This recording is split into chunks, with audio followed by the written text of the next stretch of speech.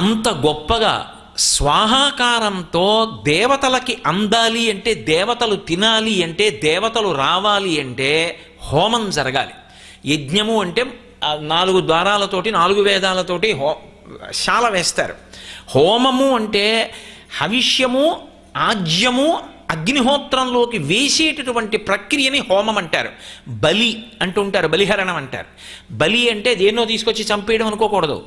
బలి అన్న మాటకు అర్థం ఏమిటంటే అమంత్రకంగా బలిభుక్కుల కొరకు ఉంచుతారు. ప్రతి చోట బలిపీఠం అని ఉంటుంది ఆ ధ్వజస్తంభానికి యువతల. దేవాలయాలకన్నిటికీ కూడా బలిస్థానాలు ఉంటాయి. ప్రతిరోజు ఏం చేయాలంటే దానికి ముందు గంట కొడుతూ పెడతారు. గంట కొడుతూ వెళ్ళి బట్ట కప్పి ఆ పాత్ర పట్టుకుని వెళ్ళి బలిహరణ స్థానముల యందు ఆ అన్నాన్ని ఉంచాలి. లేకపోతే లోపల ఉన్నటువంటి దేవతలకి చీకాకు కలుగుతుంది. బలిహరణ పీఠాల మీద అలా పెట్టకపోతే అన్నం. కొన్ని చోట్ల అయితే మంగళవాద్యంతో పెడతారు. ఇప్పటికీ మీరు తిరుమల లాంటి దేవాలయాల్లో చూస్తే మంగళవాద్యంతో వెళ్ళి పెడతారు. ఆ బలిహరణ స్థానము అని గుర్తుపట్టడానికి ప్రత్యేకంగా అలా అమరికలు ఉంచుతారు. పెద్దలు ఇక్కడే ఉన్నారు, వారికి తెలుసు దేవాలయ ఆగమం అంతా. ఆ బలిహరణ స్థానముల మీద అన్నం ఉంచుతారు. దాన్ని బలిభుక్కులు తింటాయి. ఏ కాకులు అటువంటి వచ్చి తింటూ ఉంటాయి. దానికి మంత్రం ఉండదు. దాన్ని బలి అంటారు. మంత్రంతో అగ్నిహోత్రంలోకి ఇస్తే హోమము అంటారు. అది దేవతలకు వెడుతుంది. అప్పుడు స్వాహ అంటారు. దేవతలకు అందిందనుకోండి, వాళ్ళకు ఒక గుణం ఉంటుంది.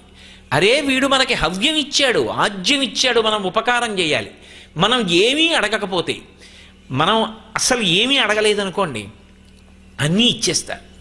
కామ్యకర్మ అని ఉంటుంది. అందుకే వేదం 3గా విభాగం చేసింది కర్మల్ని. నిత్యకర్మ, నైమిత్తిక కర్మ, కామ్యకర్మ అని. హోమం కూడా కామ్యంలోకి వెళ్ళిపోతాయి ఒక్కొక్కసారి. కొన్ని నైమిత్తికాలు ఏమీ కోరుకోరు. నిత్యకర్మ చిత్తశుద్ధి కొరకు, ప్రతిరోజు సంధ్యావందనం చేస్తాడు. దేనికి అంటే చిత్తశుద్ధి కొరకు. నైమిత్తికము, గ్రహణం వచ్చింది స్నానం చేశాడు, నైమిత్తికం. గ్రహణ స్నానం నైమిత్తిక స్నానం. కామ్యకర్మ, ఏదో నాకు మనవడు పుట్టాలని చెప్పి నేను హోమం చేశాను, దాన్ని కామ్యకర్మ అంటారు.